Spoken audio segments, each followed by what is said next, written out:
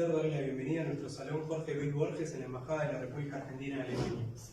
El día de hoy tenemos el agrado de presentar a ustedes el libro Entre Barricadas, novelas que reescriben la historia, del doctor Máximo Hernán Mena, y que contará con la moderación del doctor David Wojcik Reyes de la Friedrich Schiller Universität Jena.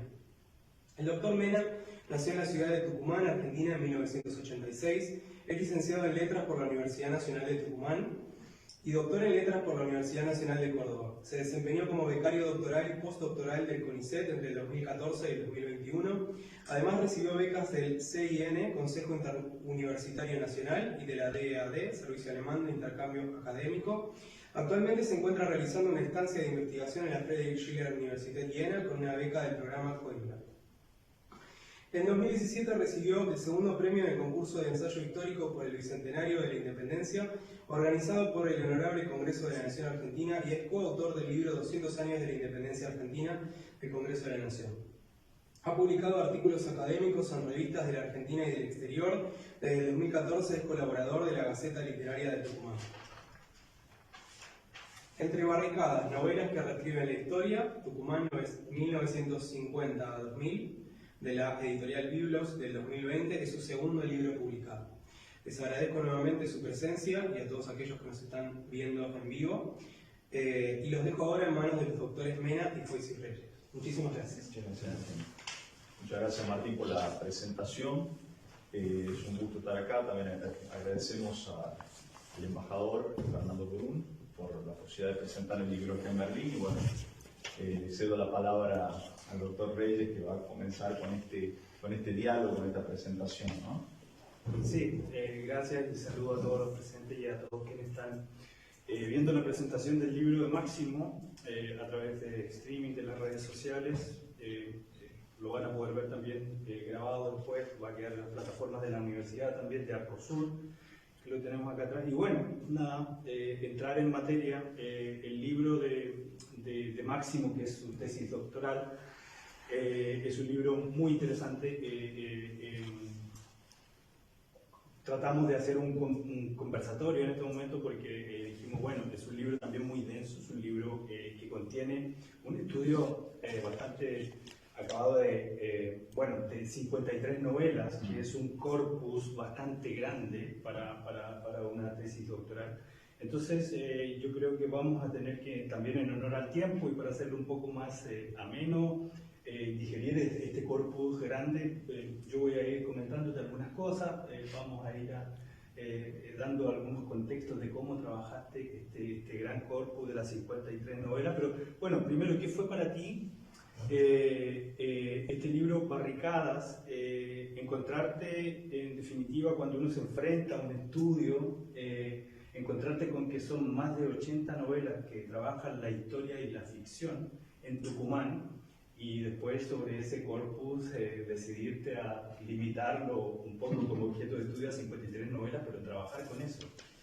Y fue un descubrimiento, ¿no? Fue un proceso muy exigente, muy lindo también, pero fue un descubrimiento porque cuando se planteaba el proyecto de la beca del CONICET que iba a estudiar, generalmente se piensa que la región del noroeste argentino es una región poética que le canta a la zafra, a la caña de azúcar. Venimos de una provincia que tuvo en su territorio una de las industrias más importantes a principios, final del siglo XIX, comienzo del siglo XX, como el azúcar. Se pensaba que esa era la literatura que Tucumán le había dado al sistema literario argentino.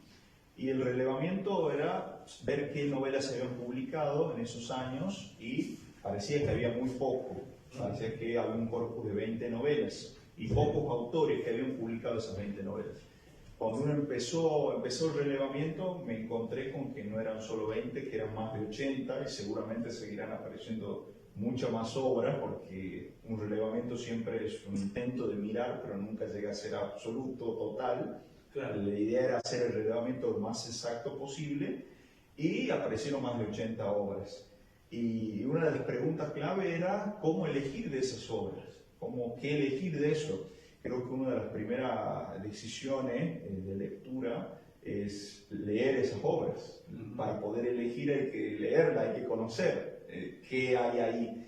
Y bueno, ese fue el primer criterio, leerlas y a partir de eso ver cuáles de esas obras se dedicaban de alguna manera a pensar la memoria, a reescribir la historia, a volver a ver el pasado desde la literatura, ¿no? Pero siempre tomando la prensa, tomando lo que se escuchaba en la radio, en la televisión, con eso trabajó la ficción, ¿no? Creo que eso es muy valioso. Y sí me gustaría, bueno, para comentarles un poco también a los que están escuchando, marcar esto dentro de la beca, ¿no? La beca Coimbra, también de alguna manera que se desarrolle un nuevo proyecto a partir de la estadía en Viena y con la dirección de la doctora Hammerschmidt, ¿no? Que también está muy presente en esta posibilidad que tenemos hoy de estar charlando.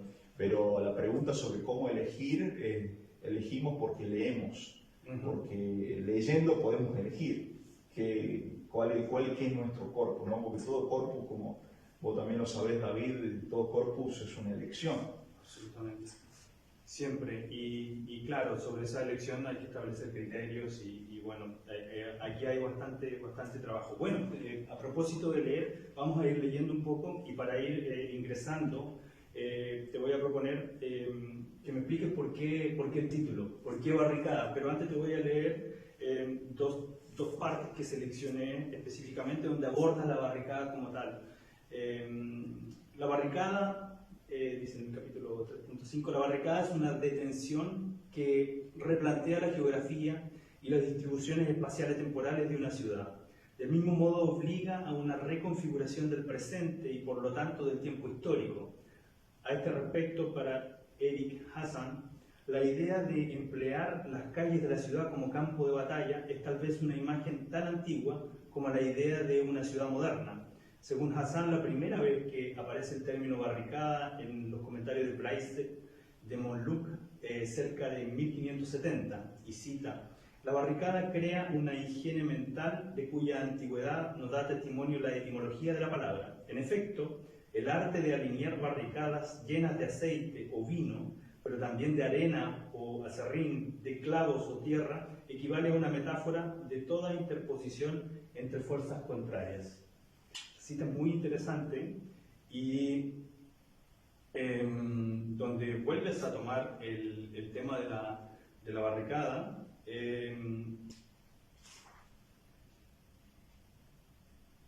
Bueno, es en la página, tengo aquí, espérame, 251. Claro, la barricada se transforma en la metáfora clave para entender los modos en los que los sujetos se reconocen con muchos otros e intentan tomar el protagonismo de la historia. Desde la barricada defienden sus vidas en el presente, pero intentan arrojarse en una trayectoria hacia un futuro que desean diferente. Se trazan marcas indelebles en la memoria de la ciudad, sus habitantes han creado nuevos caminos y nuevas formas de habitarla. Esas son dos citas que yo seleccioné. Explícame tú ahora por qué y a través de qué novelas dialogas, con cuáles autores, para tú llegar al título del libro. Es muy interesante, muy valiosa tu pregunta, David, porque creo que el concepto, la idea o la imagen o el símbolo de la barricada es clave, ¿no? Es un símbolo que es político y es poético al mismo tiempo. Creo que esa es la idea. Y tiene este significado político y poético por dos momentos que tienen que ver con la trayectoria de uno. Uno también lee de acuerdo a lo que ha vivido, a lo que ha leído, a lo que ha escrito, ¿no? Y la primera vez que apareció la barricada en mi trayectoria fue cuando leí un poema de Hellman, de Juan Hellman, y Juan Hellman utiliza mucho las preguntas. Pero esas preguntas que aparecen en la poética de Juan Hellman no son preguntas retóricas, no son preguntas formales o preguntas que no tienen respuesta. Son preguntas que nos interrogan en lo profundo y nos obligan a detenernos, a decir, ¿qué nos está preguntando este yo poético, esta voz? ¿Qué nos está preguntando? Y esa detención, dije, cuando leía los poemas de Hellman pensaba, estas detenciones son como barricadas. ¿Qué hace la barricada? Nos detiene nuestro transcurso normal. Nos obliga a ir por otros lugares. Y la reconocí, esa pregunta de Hellman como una barricada. Y ese gesto poético es un gesto político. Es el primer quizá momento.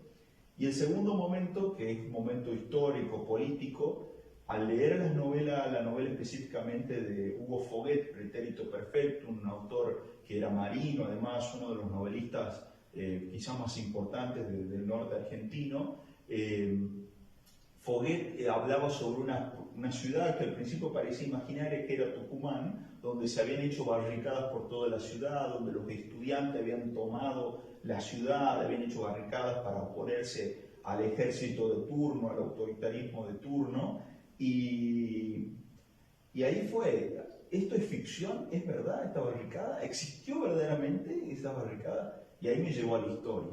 Empecé a leer textos de historia que hablamos sobre lo que se conoció como los tucumanazos, que tienen una gran fuerte relación con lo que fue el cordobazo en 69. Y la pregunta es, ¿fue real esto? ¿Es verdad que hicieron barricadas por calles por las que en Tucumán transitamos todos los días? No, en ese momento estuvieron atravesadas por barricadas, por estudiantes que querían otra realidad, que querían otra ciudad, que querían otro país también, ¿no? Y de ahí vino, ¿no? Y después llegó una foto, me enviaron una foto, una vez un mail, mira esta foto. Era una foto tomada del diario La Gaceta, que cubrió muy bien en esa época. Hay muchísimo material fotográfico muy valioso que muestra a los estudiantes en las barricadas y muestra barricadas hechas con, valga la metáfora, pizarrones, ¿no? Interesante pensar esto, con pizarrones que sacaban de la facultad. Y de ahí llegó, ¿no? Y me parece que el concepto de barricada sigue siendo un concepto, una imagen muy potente, ¿no? Para pensar cómo los sujetos tratan de reescribir su vida, reescribir su historia, ¿no? Hay un libro muy bueno que se dedica a analizar también en las barricadas, por ejemplo, o de las rebeliones, por ejemplo, se dedica a analizar la figura de Rosa Luxemburgo, estamos ahora en Berlín, ¿no? Y analiza eso, cómo la imagen, la barricada es una imagen de la rebeldía también, ¿no?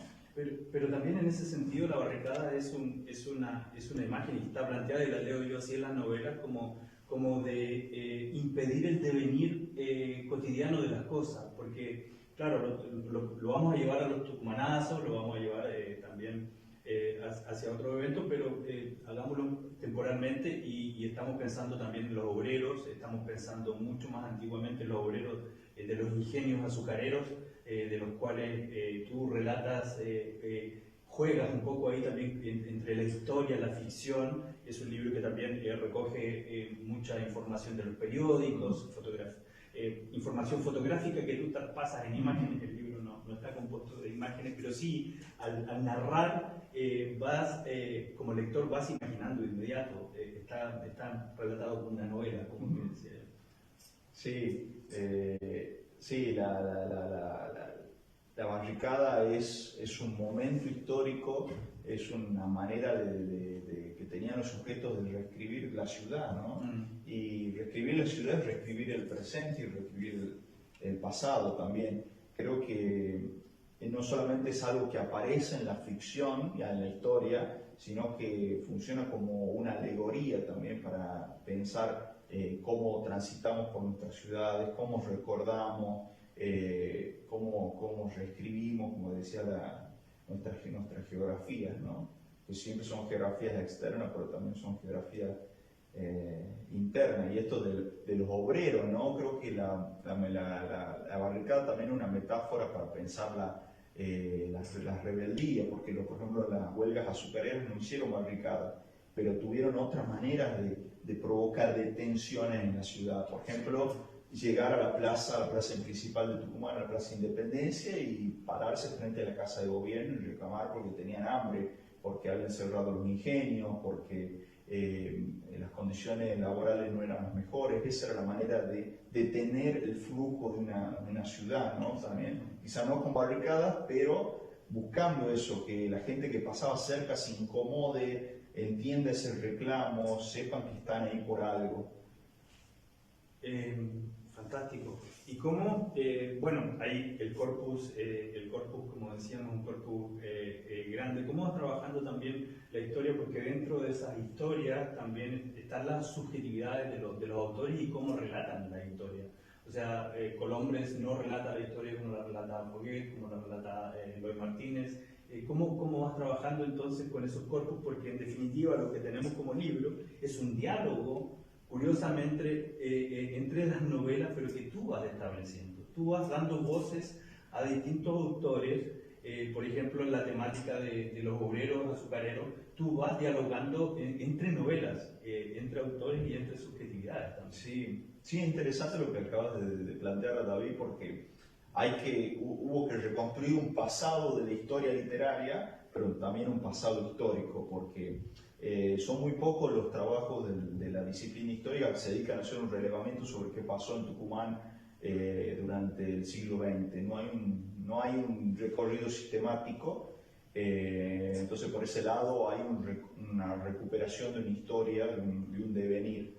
Pero también, como vos dices, hay una recuperación de la historia de cada biografía, de cada autor, porque hay un capítulo de la novela que se dedica a analizar, a hacer un recorrido por la biobibliografía de los autores, y es un reconocimiento de una recuperación de esa vida, ¿no? de esos recorridos. Por ejemplo, el primer novelista tucumano, podemos decir, Alberdi, Juan Bautista Alberdi. La novela se inaugura en Tucumán, entre comillas, con la obra de Alberdi, un novelista no menor. Después llega Paul Grusac, o sea, son novelistas que fueron figuras políticas. Y, por ejemplo, el caso de uno de los primeros novelistas que publica en 1929 en El Surco, Mario Bravo, fue político, fue diputado socialista por Buenos Aires, ¿no? Vivió casi toda su vida en Buenos Aires. Y bueno, eso también influye sobre la mirada, ¿no?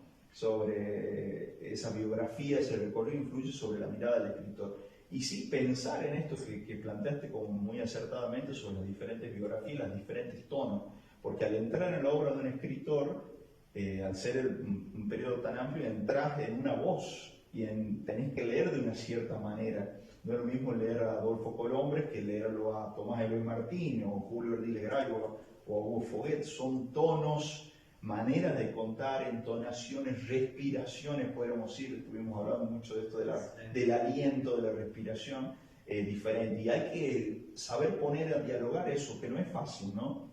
Creo que hay estéticas que se contraponen, que son opuestas. Hay autores que hablan mucho, trabajan mucho con la descripción, con la construcción de personajes, otros que trabajan mucho con el diálogo, otros escritores que no hay diálogo, que todos son párrafos muy largos, muy, podríamos decir, barrocos. Son estéticas diferentes, pero están hablando de cosas muy, muy parecidas, creo. Y ahí está el lector, ¿no? Claro, y hay espacios, hay momentos de tu libro donde dialogas con temáticas que son muy fuertes y que, claro, uno va leyendo en las novelas que tú vas citando, pero también uno va pensando en cómo se plantean también y desde qué puntos de vista se plantean.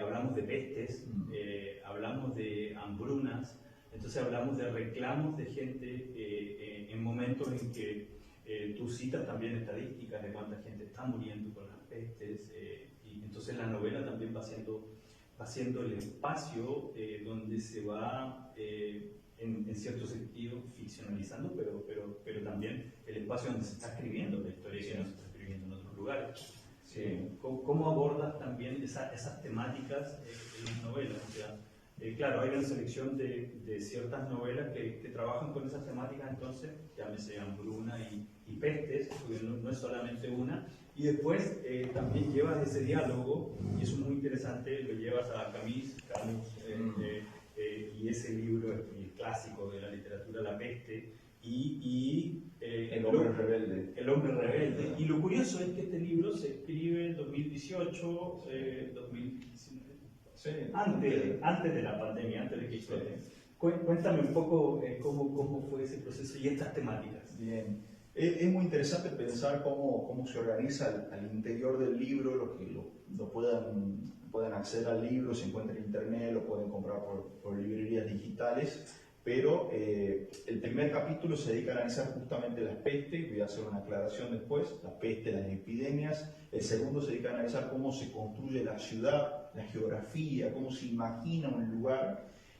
Otro capítulo ya empieza a hablar sobre las resistencias sociales, las huelgas y la resistencia más, podríamos decir, de los Uturuncos, fue una guerrilla que surgió a finales de los años 50, y después los procesos de desaparición, cómo la ficción hace aparecer a aquellos que desaparecieron. Hace un recorrido por cómo la ficción representa los crímenes del Estado, los crímenes de lesa humanidad del 76, pero antes del 76 también. Y entonces son como los ejes. Esos ejes no existían antes. O sea, había autores o críticos que habían trabajado con algunas cuestiones de estos ejes, pero no como con la dedicación quizá, con la exhaustividad con la que está trabajado en este libro. Y el tema de la peste es interesante, ¿no? Porque ¿qué pasa? Cuando uno se enfrenta al corpus, empieza a leer las obras y se encuentra con los ejes. O sea, son los libros los que me dieron los ejes, no los que yo les impuse los ejes al corpus. Entonces aparece la peste aparece en obras de Elvira Orfé, de Tomás Eloy Martínez, de Julio Ardile Gray, de Adolfo Colombre. Ya en el siglo XXI aparece en una novela de 2007 que entra en el corpus, que se llama La bomba silenciosa. Es una novela del siglo XXI que está reescribiendo un suceso del siglo XIX, que es la peste de 1886-1887, que llegó también a Buenos Aires. Y entonces son estos libros que están hablando sobre un mismo tema. Que es la epidemia del cólera. La epidemia del cólera, sí, la epidemia del cólera. Como vos bien dijiste, esa epidemia después se transforma en otra cosa. La peste del hambre, también la mal llamada la peste en ese momento de la subversión, ¿no? Ahí Tomás Eloy Martínez escribe bastante sobre eso. Se fue resignificando el tópico de la peste, pero fue el corpus el que me dictó, en el cual yo leí esos ejes. Y como vos bien dijiste, la tesis fue defendida en Córdoba en marzo del 2019, pero la presentación para la defensa fue en octubre del 2018. Y le confieso algo también a la gente, que en un primer momento digo, este tópico es interesante, es importante abrir el libro con este primer eje de la reescritura de la historia. Y estuve un momento en duda, ¿no? Digo, capaz que me puedo dedicar con más exactividad a otros ejes que me interesaban en ese momento un poco más. Sí. Y después dije, no, lo conservo. Está en las novelas, no puedo obviar eso que está en las novelas que pude leer en relación con los textos de Camus, que hay una tradición, ¿no? Escrito sobre la peste, Boccaccio, hasta llegar a El Mundo Pasolán, antes del 2020. Y bueno, lo presento. Y en octubre de 2018 se presenta la tesis para la defensa. 2 años después aparece una nueva peste, se reescribe la historia, ¿no? Sí. Y creo que ahí da habida cuenta de la actualidad que tenía ese primer capítulo, ¿no? Ese primer capítulo. Quiero no alejarme tanto de eso. A propósito, Tomás Eloy Martínez también plantea que el miedo y el hambre también son... como las coloca como metáfora de una peste, o la coloca como parte también de la peste. Sí. Las trabaja en su... Bueno, no sé si es el único, pero es el que yo recuerdo. La trabaja con mucha fuerza, la peste, el hambre, el hambre como una peste y el miedo también. Y también otra escritora que ahora vive en España, se llama Sara Rosenberg, que en una novela que se llama El hilo rojo es el miedo. El miedo que es una metáfora también para hablar que cuando querían atrapar a las vicuñas en el norte le ponían un hilo rojo y lo iban cerrando y así lograban atrapar al ganado para esquilarlo. El hilo rojo es el hilo del miedo, el hilo que nos reúne, que nos convoca, que nos acerca, pero no nos acerca para algo bueno, nos acerca, el miedo nunca nos comunica no produce generalmente buenas cosas. Lo que dice Sara Rosenberg en esa novela es que el miedo también es una peste que se transmite, nos tocamos, nos transmitimos el miedo, y también dice una frase muy linda, muy fuerte, que es el miedo quizá es la emoción más fuerte de todas, ¿no? Un ser humano con miedo y se acerca a otro con miedo, hay una transmisión, como dice, se apestan, ¿no? Claro. Y habla del miedo, por supuesto, con respecto a los sucesos de la década del 70 y posteriormente también, ¿no? La violencia, el miedo a la violencia, el miedo a la muerte, a la muerte que está en todos lados, ubicua. Transforma la muerte, esa muerte ubicua, en una forma de la peste también, ¿no? Y pone mucha atención en los procesos, porque el miedo también es un proceso que también termina en algún momento, y cuando se termina el miedo, viene la barricada, viene la protesta, viene la revolución.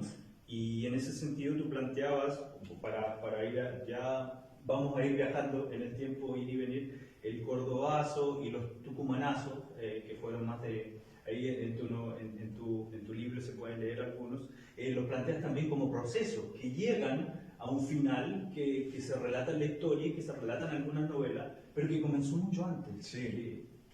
Eso, eso es muy interesante. Generalmente se habla de... Eso es algo que nos enseña la disciplina histórica, ¿no? La historia no se trata de fechas, de monumentos, de sujetos, de actores solamente, sino cuando uno entiende eso, cuando lee historia, creo que avanza mucho, ¿no? La historia se trata de procesos. La historia se trata de procesos, y procesos muy, como bien dijiste, muy largos algunas veces. Y cuando pensamos en los procesos, es como que si nos concentramos en una fecha, marzo del 69 o el cordobazo, nos concentramos en una fecha, o el 24 de marzo de 1976, estamos pensando en una fecha. Pero esas fechas se corresponden con procesos que son muy largos. El cordobazo no empezó en Córdoba.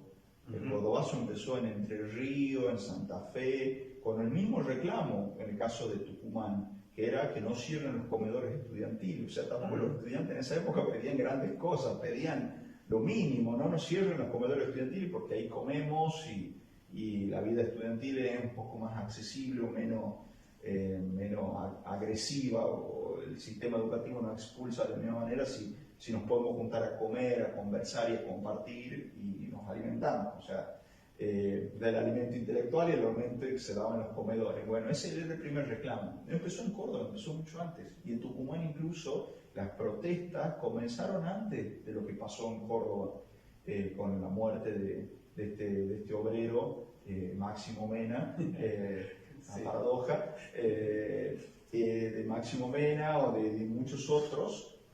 Ese levantamiento en una ciudad, la toma de una ciudad, empezó antes, y es importante pensar esos procesos. Empezó con el cierre de los ingenios en 1966, el cierre masivo de fábricas por parte del gobierno de la autodenominada Revolución Argentina, Juan Carlos Onganía, que decidió cerrar y cambiar la matriz productiva de toda una provincia, que lo estudia muy bien el profesor Roberto Pucci, que lamentablemente falleció este año. Sí, hay varias citas de él. Muchas citas, y charlé, conversé mucho con él, me enseñó muchísimo sobre entender estos procesos, ¿no? Sí, empezó mucho antes, había hambre, había furia, eso lo dicen, se lo muestran. Había muchas lo que se llamaban las ollas populares, gente que se juntaba, ponía lo que tenía, el grano o el poroto, hacían comidas para todo, porque había hambre, no era eso sí no era una metáfora, claro. Había, entonces, y está eso, ¿no? El miedo, pero siempre llega un momento en el que hay una explosión, como que la situación ya es insoportable y se pasa otra cosa. Creo que esos procesos en Tucumán se ven con mucha claridad y están retratados en la novela. Es una cosa realmente asombrosa, como la sensibilidad de los escritores para poder ver esa realidad y retratarla permanentemente, ver que hay un conflicto, que hay una tensión, y cómo se retrata esa tensión del cuerpo social en la ficción, ¿no? Ver eso en ese momento, quizás lo veía, pasaban 5 años y salía publicada una novela donde estaba retratado ese proceso. Eso es interesante, es como que una imagen que les quedaba en la pupila, no podían dejar de escribir sobre eso, ¿no? Claro, es muy interesante también ese cuerpo social, cómo se retrata en las novelas, porque también hay mucha solidaridad en la protesta, hay mucha solidaridad en el proletariado, en las ollas comunes. Se retrata también todos unos mecanismos de resistencia que terminan determinando cada uno de los procesos revolucionarios que emprendían distintos actores, obreros o estudiantes.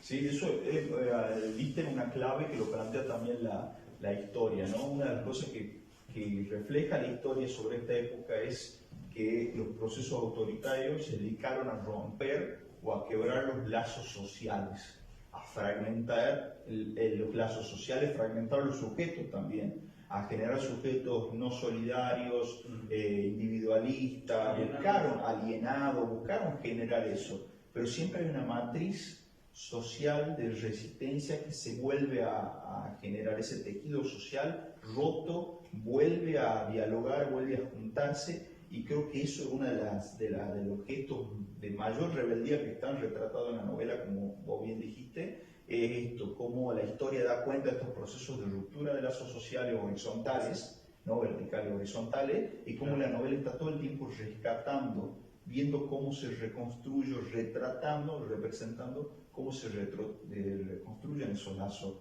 horizontales. O sea, hay un proceso histórico, pero la ficción todo el tiempo, los escritores están viendo que hay un problema, pero que hay maneras y la gente encuentra la manera de restituir esos vínculos, ¿no? Claro, y también tenemos dentro de eso, tenemos diálogos entre las resistencias, hay diálogos muy interesantes, porque tú mencionabas el Cordobazo del 69, pero que dialoga a su vez con Mayo del 68 en Francia, y que dialoga con muchos movimientos de resistencia que se están dando en la década de los 60 y que posteriormente influyen de una u otra forma también en los tucumanazos. Cuéntame algo. Dialoga mucho, creo que la novela emblemática en ese sentido es Pretérito Perfecto, ¿no? La novela es muy llamativo porque se inicia con un sueño. El narrador dice, te cuento, y le empieza a contar un sueño, una pesadilla sobre el fin del mundo, cómo terminaría el mundo en el año, en ese momento 2000 habla, pero cómo sería el fin del mundo, qué pasaría. Y lo que está haciendo ese sueño, está haciendo que confluya, no se condense en el pasado, porque está hablando de la peste de 1887, claro, está hablando del presente, de la barricada, de los estudiantes del Tucumanazo. La novela empieza en uno de los presentes, podemos decir, la novela es junio del 72, pero también está hablando del presente de escritura del autor, que es el 75, el 76, el 77. Entonces, en ese retrato de ese sueño, de lo que está viendo el narrador, confluyen todos sus tiempos. Y al hacer que confluyan todos sus tiempos, hay una reflexión sobre qué es el transcurso de la historia, el paso del tiempo, o cómo se repiten ciertas cosas que han pasado, que han sucedido con anterioridad. O sea, que plantea una confluencia de tiempos y un momento de crisis, ¿no? Porque creo que la mayoría de los escritores, Georg Steiner, Christopher Hitchens, que vivieron, Camus, Sartre, que vivieron ese año 68, sabían que algo se había roto en la matriz del mundo. Hitchens habla de annus mirabilis, el año como de un año de ruptura, ¿no? Y están recuperando ese año de ruptura, están bien diciendo algo se rompió, pero eso que se rompió antes tiene que ver con nuestro presente también y con nuestro futuro, ¿no? Creo que es uno de los grandes gestos, y eso lo hace Hugo Foguet, pero también lo hacen otros autores, ¿no? Volver siempre hacia el pasado, pero irse también hacia adelante. Esto es una metáfora que aparece en la novelística de Adolfo Colombre, esto del paraíso perdido también, que es un tópico de la literatura universal, esto del apocalíptico de Foguet, el paraíso perdido, la tierra de la infancia como un paraíso perdido, pero ese paraíso perdido no solamente es un lugar, sino es una búsqueda de quién eran antes esos sujetos que aparecen en la ficción, ¿no? Sí, es muy interesante. Tú citaste algunos también de las lecturas que realizaste, y Steiner es uno de los importantes, y hay una cita que me llama mucho la atención, la vamos a comentar también a propósito también del tiempo, del trabajo con el tiempo. Voy a leer cortito. Todas las generaciones usan el lenguaje para construirse su propio pasado resonante. En los momentos de tensión histórica, las mitologías, el verdadero pasado, se suceden con tal velocidad que coexisten perspectivas absolutamente distintas y terminan por confundirse. Las personas de 70 años tienen en nuestros días una imagen o figura alegórica de los años 1914-1919, Primera Guerra Mundial. Para un hombre de 40, 1914 es una fecha vaga y precursora de realidades que solo cobrarán pleno sentido con la crisis de los últimos años 30. Para la generación de la bomba, la historia es una experiencia que se remonta a 1945. Lo que está antes solamente es una galería de ilusiones anticuadas. En las revueltas recientes de los más jóvenes está en juego una sintaxis surrealista anticipada por Alfred Jarry y Antonin Artaud. El tiempo pasado debe ser excluido de la gramática política y de la conciencia individual. Como es selectiva y se encuentra ineludiblemente programada, la historia es un instrumento de la carta dominante. El tiempo presente tiene carta de naturaleza, pues ya ha puesto un pie en el futuro que lo confirma. Steiner, en 1980, pp. 47. Sí. Ahí está el trabajo con el tiempo. Estaba hablando acá de una novela de Fouquet, pero también está cómo las distintas generaciones van trabajando con el tiempo. Y ahí volvemos a la subjetividad de cada uno de los escritores. Colombres trabaja, tú dijiste, con el tiempo de una manera totalmente distinta, que va y vuelve. A veces vemos también en ciertas novelas que tú comentaste aquí un tiempo espiral y en definitiva, cómo reconstruir entonces los distintos tiempos, pero desde la mirada de una sola historia, o tal vez no es una...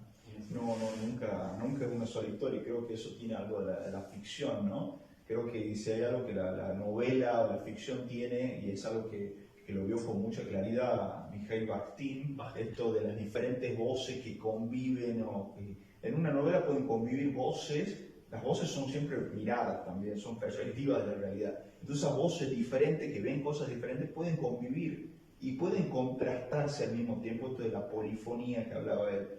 Pueden estar, porque el discurso ficcional permite eso, que diferentes voces convivan y se peleen, disputen, sea un campo de batalla la novela.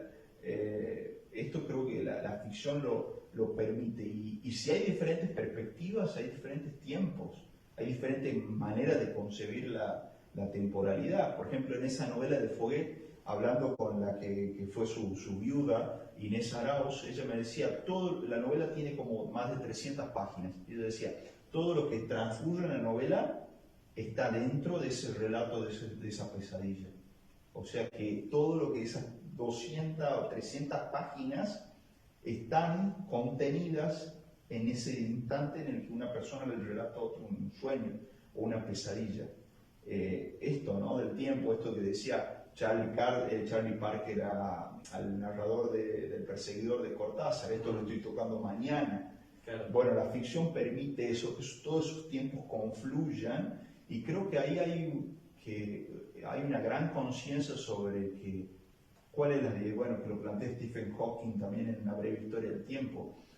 No hay una diferenciación física para el pasado, el presente y el futuro. Como dice Steiner también, lo que hacemos para construir un pasado perfecto es la elección de tiempos verbales, es una construcción lingüística. Y creo que los escritores lo ponen en escena, y lo que nos están planteando es que hay una confluencia entre el pasado, el presente y el futuro. No es posible separarlo. O sea que Eduardo Rosenberg en 2007 está escribiendo La bomba silenciosa sobre una peste del siglo XIX, nos está hablando con mucha claridad de que hay cosas que no han pasado, que se repiten y que el pasado es siempre presente también, ¿no? Una frase que siempre digo, que siempre recordamos desde el presente. Nadie dice esto lo estoy recordando ayer, ¿no? Recordamos desde el ahora, ¿no? El ahora siempre constituye. Creo que la ficción hace eso, ¿no? Sí, sobre todo tú trabajas muy bien la confluencia de los tiempos, como lo estás explicando, pero también el rememorar, que no es lo mismo que recordar, porque el rememorar te permite traer un hecho histórico a un presente, ficcionalizarlo y resignificarlo. Y cómo las novelas entonces van resignificando los tiempos en la ficción. ¿Cómo sucede ese proceso? Ahí hay una frase, si me permiten compartirla con ustedes al comienzo, que justamente habla sobre lo que está señalando David de la rememoración del Denkmal, ¿no? Ya que estamos en Berlín, ¿no? Sí. El idioma alemán tiene una palabra que me parece muy interesante, das Denkmal, que designa los monumentos. La primera parte de la palabra proviene del verbo denken, que significa pensar, y la última partícula mal por sí sola significa vez, einmal, una vez, zweimal, etc. Pero das mal también significa marca, sirve para nombrar los lunares en la piel posiblemente. Surgen así dos posibilidades para comprender la palabra Denkmal, que puede ser entendida como monumento, como un artefacto convocante para el recuerdo, sentido que puede estar asociado a la memorización o a la conmemoración, o como marca en la memoria, que se resignifica constantemente, que es lo que señalaste, la rememoración. Me gusta pensar que los recuerdos son como marcas, huellas que llevamos siempre con nosotros, grabadas en nuestra piel, en nuestros pasos, y esas marcas pueden ser reconocibles en cualquier momento, reclaman permanecer.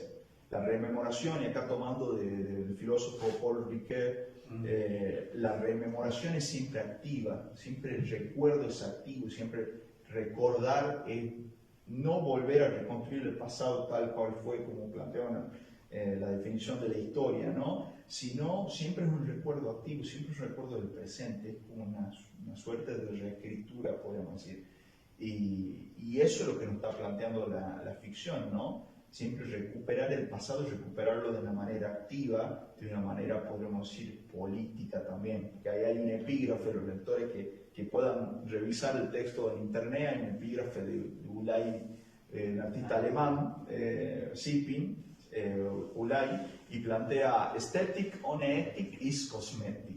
Esto, ¿no? La estética sin ética es cosmética.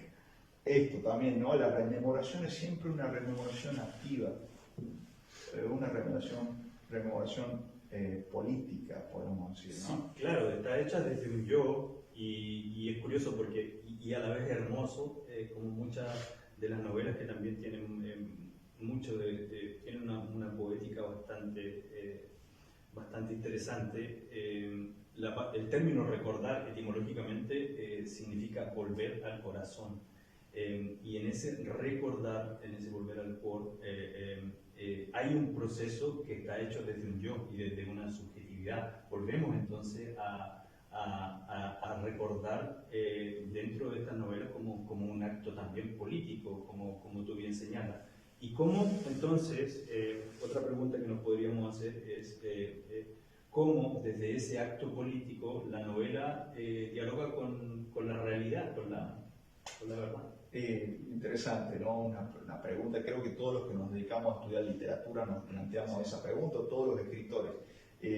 Esto que planteabas del sentido para un sujeto, de un sujeto que da sentido, creo que tiene mucho que ver con lo que plantea un historiador, que además es escritor, Iván Jablonka, que fue clave para esta investigación, que plantea, ¿no? La parte subjetiva en la historia también es fundamental, es clave. Y lo que plantea él es la ficción también produce conocimiento sobre lo real y produce conocimiento sobre las cosas que son importantes para el hombre. Nos ayuda a conocernos a nosotros mismos como seres humanos. Entonces no solamente la historia, que tiene otras necesidades, otros recursos, otros dispositivos y métodos, tiene un método, la ficción también produce conocimiento de lo real, produce conocimiento subjetivo. Y creo que ahí está la clave, ¿no? Pensar esto. Y creo que los novelistas que escribieron en esos años lo tenían muy claro, ¿no? Escribir sobre eso es una manera también de dar cuenta de una realidad y de producir conocimiento sobre el real. Hay una cuestión que es muy importante. Muchas de las cosas que están en las novelas, que leí en la novela, me sirvieron para reconstruir procesos históricos después. Una figura, por ejemplo, una catapulta. Sí, los estudiantes usaron una catapulta, sí. Y ahí puse como una barricada al costado de la fotocopia, porque no tenía el libro original, en ese momento no estaba reeditado, un signo de interrogación. ¿Esto es verdad? ¿Esto es ficción? ¿Esto es falso? Sin embargo, esa catapulta me quedó dando vuelta, me fui al archivo del diario La Gaceta, me lo recibieron muy bien, y el impacto fue cuando vi fotos de esa catapulta y los estudiantes preparándose para arrojar esa piedra, ¿no? La ficción me arrojaba lo real. La ficción pero si yo no lo leí en esa novela, jamás que nunca hubiera ido al archivo a buscar esa fotografía, ¿no? Y otra fotografía que puede ser ficcional, cuando los estudiantes, el ejército los somete, logra recuperar el control de la facultad, hay una foto que muestra a los soldados y muestra un estudiante en un monociclo zigzagueando entre los soldados, como en un chiste, y los soldados riéndose, ¿no? Obvio, y después el epígrafe se encarga de aclarar, ¿no? Este estudiante medio gracioso después fue detenido, para que la gente se quede tranquila, ¿no?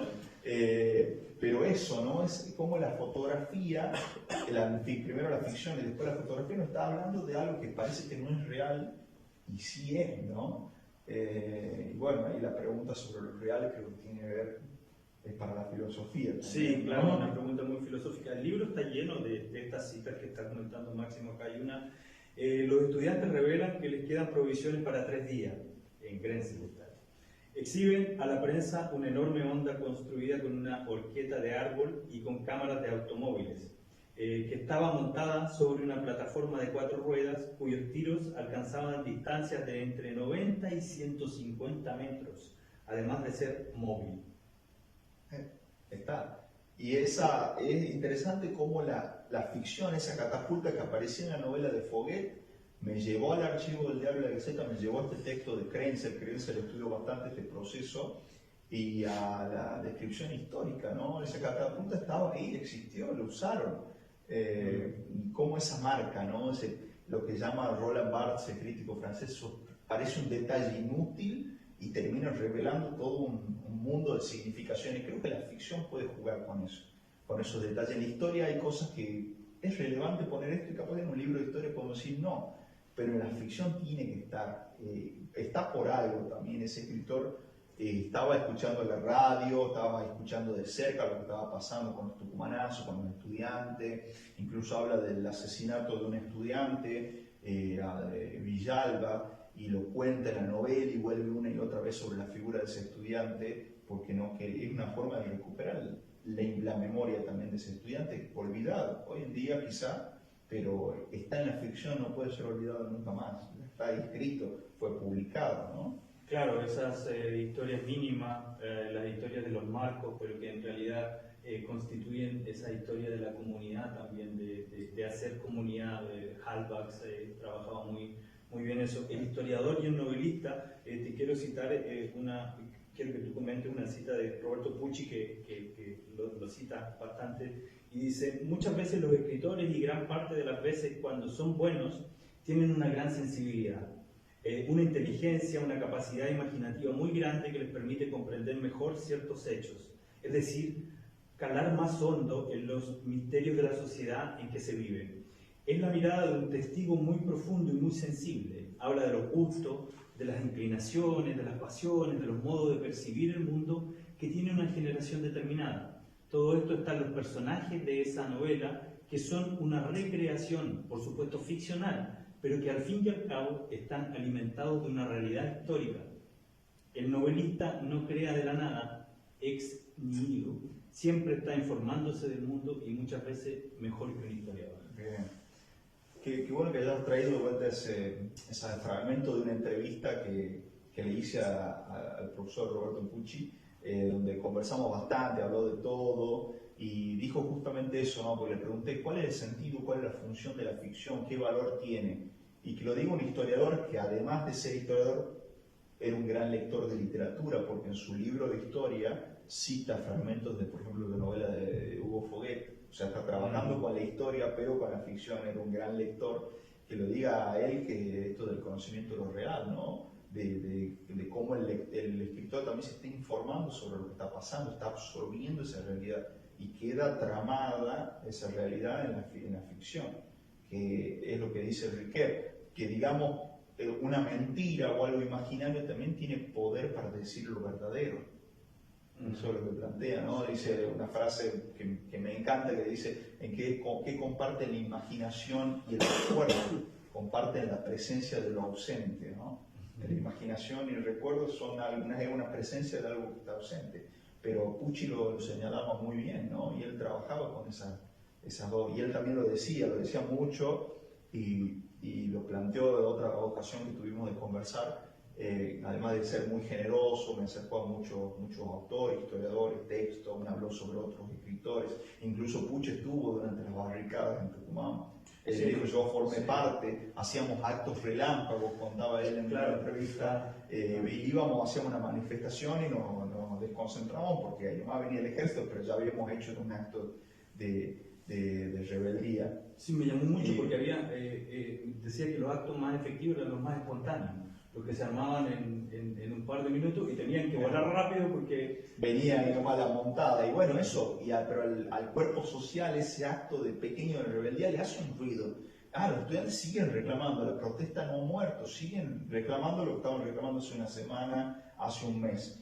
Y hay algo muy valioso que Pucci planteaba, que decía que los historiadores se daban cuenta muy tarde que tenían que escribir, que además tenían que ser escritores, que era muy bueno darse cuenta cuanto antes de eso, que un historiador debe leer, por supuesto, pero también debe escribir, ¿no? Esto de la escritura, un historiador o un escritor tienen que escribir y escribir bien, escribir para otros, ¿no? Esto que decía Bode Halbachs, siempre recordamos con otros, dice él, Sí. y bueno, siempre escribimos para otros o escribimos con otros también, ¿no?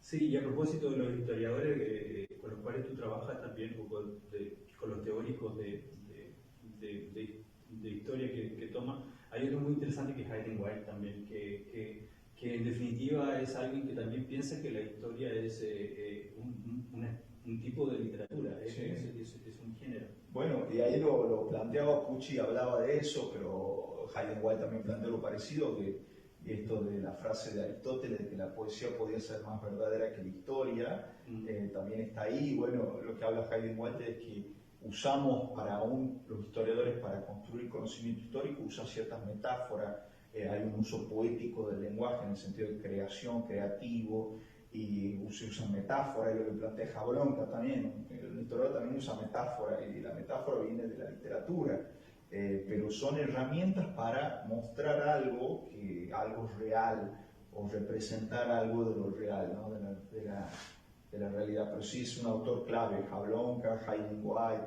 Paul Ricoeur, son libros autores que tienen mucho que ver con la trama de este. Halbach, Steinman. Sí. Hay un marco teórico interesante y está muy claro. Yo no sé cómo estamos con el tiempo,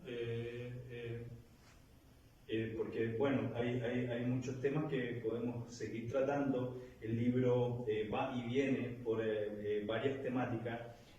Otra de las temáticas, bueno, son los territorios y la construcción de esos territorios que hace la novela, esas geografías imaginarias. Bueno, el historiador también escribe siempre desde una subjetividad, pero en la ficción, las montañas, yo que personalmente no he estado en Tucumán, pude sí ir imaginando una territorialidad que se fue demarcando a través de las novelas. ¿Cómo? Esto creo que es clave, la construcción de los sujetos y de las relaciones de los sujetos con el espacio, que está en la historia, está en la literatura. Juan Bautista Alberdi conoció a Manuel Belgrano cuando era chico, pero escribió una serie de escenas de la vida, o sea, de imágenes de Belgrano, y dice que Manuel Belgrano amaba a Tucumán, ¿no? Y que antes de irse en Tucumán, porque tuvo que ir a la fuerza, decía que iba a extrañar mucho esas montañas que veía todos los días, las montañas de San Javier, o de los valles calchaquíes también, que están muy cerca. Y marca eso, y eso quedó en la memoria, quedó retratado, esa idea de Belgrano, ese amor de Belgrano por la montaña. Y sí, un espacio geográfico delimita, construye lo que planteaba Juan José Sartre, construye un lugar no solamente, como dice Halbach también, un lugar no está hecho de piedras. Si queremos agarrar las piedras y moverlas por otro lugar, no es el mismo lugar, construimos otra cosa.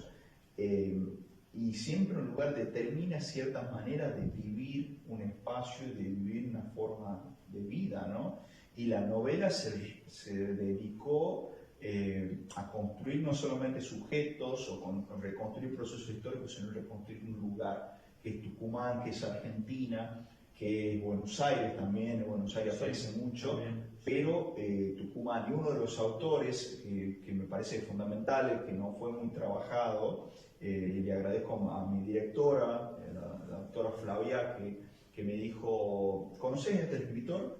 No, digo, tiene apellido alemán. Sí, me dice, pero ¿lo conoces? No. Walter Guido Weiland, que vivió durante muchos años en Tucumán. No lo conozco, bueno, tenés que leerlo. La novela se llama El fuego sombrío, Y la leí, y bueno, y esa novela en la década del 60 plantea el inicio de la novela urbana, ¿no? De imaginar Tucumán como un lugar urbano posible para la novela. Por ejemplo, por dar un ejemplo, la novela se abre con los protagonistas saliendo de un partido de fútbol de la cancha de Atlético Tucumán. Así se abre la novela, pero estamos hablando de una novela de la década del 60, finales de los 50, 60. Está retratando una ciudad, comenzando a imaginar la ciudad de una manera completamente diferente, y los espacios urbanos son fundamentales en la novela. Además, la ciudad es el espacio de resistencia también. Claro, y eso también está planteado en la novela, la ciudad como espacio de resistencia también. Es que lo dice también Hassan, ¿no? El concepto de barricada es tan antiguo como, claro, casi como el de ciudad, habla y hace un juego, ¿no? Y sí, son los espacios de resistencia, y fundamentalmente la capital de Tucumán, ¿no? La Plaza Independencia, por ejemplo. Estos espacios, estas formas de habitar que se construyen a través de la novela, también se quiebran. Da la impresión que uno siempre está viajando en este texto por caminos que terminan en un precipicio, para seguir con las metáforas. Y también, así como tenemos entonces la construcción de espacios, la construcción de ciudades, de urbes, de paisaje, también tenemos los exilios. Y tenemos periodos fuertes de exilio. Tenemos, dentro de tu texto tú trabajas también con estadísticas y vemos que varios miles en algunos momentos fuertes de represión, en algunos momentos de cierre de los ingenios azucareros. Siempre hay marcados exilios también en la novela humana. Sí, la imagen del exilio atraviesa la literatura latinoamericana, sí, pero la literatura de este corpus también. Y los exilios no solamente de intelectuales, sino de la gente. ¿Y por qué se va la gente de un territorio, de un lugar, de una geografía, de una zona? Se va porque no tiene cómo sobrevivir en ese lugar, porque ese lugar lo expulsa. En el caso del 1966, con el cierre de los ingenios, la gran mayoría de los ingenios, no solamente se iba el padre de familia, se iba con toda su familia. Más de 250.000 tucumanos dejaron la provincia. Se provocó el exilio, el éxodo también, la obligación del éxodo, ¿no? Y otro proceso que es el proceso de la violencia, de la muerte, ¿no? Si no te vas a buscar irte para sobrevivir, está la muerte muy cerca, ¿no? Eso es otra de las imágenes que también atraviesa este cuerpo. Está el precipicio, como bien dijiste, está el precipicio, ¿no? Hay una gran conciencia del poder del lenguaje, del poder de la rebelión, del poder de representar esta rebeldía en la ficción, pero también hay una gran conciencia del peligro, del fracaso de las ilusiones, del fracaso de las utopías, del fracaso de la idea de que el mundo puede ser un lugar un poco más habitable. Hay una gran conciencia del precipicio, ¿no? De la persistencia del miedo, podríamos decir. Son temas que son comunes a varias novelas. La resistencia, el ponerle el cuerpo, la barricada, el saber que la vida también es bastante frágil en esa situación. Desde los obreros del azúcar en adelante, que la gente le pone el cuerpo a la desigualdad, le planta cara, como se dice, a la desigualdad. Vemos que a través de muchos años, de varias décadas, las novelas vuelven sobre esas temáticas de desigualdad. Bueno, en Latinoamérica la podemos leer casi completa. Una crónica de la desigualdad maravillosa, crónica de lo real maravilloso, como decía Carpentier, pero sí una crónica de lo desigual, ¿no? Del fracaso de las ilusiones. Un libro muy lindo de Graciela Jenny que se llama Metáfora del fracaso, ¿no? Creo que la ficción da cuenta de eso, de ese fracaso, pero al mismo tiempo hay un doble gesto, ¿no? Una conciencia del fracaso, pero seguimos apostando por la palabra, por la ficción. Eso, ¿por qué crees tú que la ficción vuelve sobre el fracaso? ¿Por qué es necesario volver? ¿Por qué los escritores se dedican a relatar la historia del fracaso? La historia del fracaso, de alguien que muere, de alguien que no logra. Creo que lo estuvimos charlando bastante, de una manera de mostrar otro camino, ¿no? Mostrar otro devenir, otro derrotero, mostrar otra biografía posible. Hace unos días estaba terminando, trabajando una novela de Christa Wolf, Denken über Christa T. ¿Por qué contar la historia de una escritora que no escribió, podríamos decir? ¿Por qué podemos contar la historia de escritores que fracasaron, entre comillas, o que no llegaron a ser todo lo que podían ser, como Caroline von der Rode o Henry von Kleist, que ella retrata a esos personajes? Y porque son otras maneras de vivir. Retratar eso es mostrar que la historia es mucho más compleja que decir si lo logró, no lo logró, o esto importa y esto no importa. Hay que mostrar todos esos otros personajes y mostrar que hay diferentes concepciones o conceptos de trascendencia también, ¿no? Creo que la ficción a la novela en específico puede mostrar esos diferentes sujetos y mostrar que hay muchos mundos posibles, ¿no? Hay muchas maneras de contar la historia y hay muchas perspectivas de las cuales se pueden contar historias que son importantes. Bien, Máximo, yo creo que estamos avanzando ya en el tiempo. No sé, ¿tú quieres agregar algo importante que yo no haya visualizado, que yo no haya trabajado? ¿Algo? Me parece que recorrimos, como bien dijiste, esto me gustó la metáfora del viaje, de ir, de recorrer. Creo que pudimos hablar de todo, pero la gente que estuvo escuchando pudo hacer un recorrido, acompañarnos con el recorrido de este libro y bueno, dar gracias, ¿no? a la embajada, a Martín, que estuvo en la presentación acompañándonos, y a todo también, a vos específicamente, a la gente de la universidad también, a la gente que nos está escuchando, también a Carola ahí que nos está acompañando en la presentación. Dar gracias, ¿no? De esta posibilidad de poder dialogar, de estar aquí en una ciudad tan importante como Berlín, ¿no? Que tiene tanta historia. Sí, gracias Máximo. Yo recomiendo absolutamente el libro. Es como yo te dije, bueno, pero ya te lo habían dicho, es una novela sobre las novelas. Para mí que no conozco Tucumán, me puedo hacer una imagen bastante detallada a través de este libro de Tucumán, de su historia, y a la vez tampoco es la historia de un lugar que no nos parezca conocido. Es la historia también de la lucha, es la historia de la desigualdad, es la historia de la injusticia. Las novelas van viajando por temáticas que no son solamente propias de Tucumán, sino de toda una Argentina, de toda una Latinoamérica. Eso también queda evidenciado en el libro de Máximo Mena, y queda evidenciado también cómo la teoría va entonces también ir apoyando esta ficcionalización de la realidad, pero ¿para qué y desde dónde? Que no es lo mismo. El trabajo con los teóricos, el trabajo con las citas de Barthes, las citas de Steiner, las entrevistas van apoyando mucho la documentación y todo el trabajo que hizo Máximo para desentrañar entonces esa historia que tienen estas 53 novelas que él estudia, pero que, como él muy bien dijo, es un corpus mucho más grande, pero ya es el primer trabajo que se acerca entonces a hacer una construcción de ese corpus.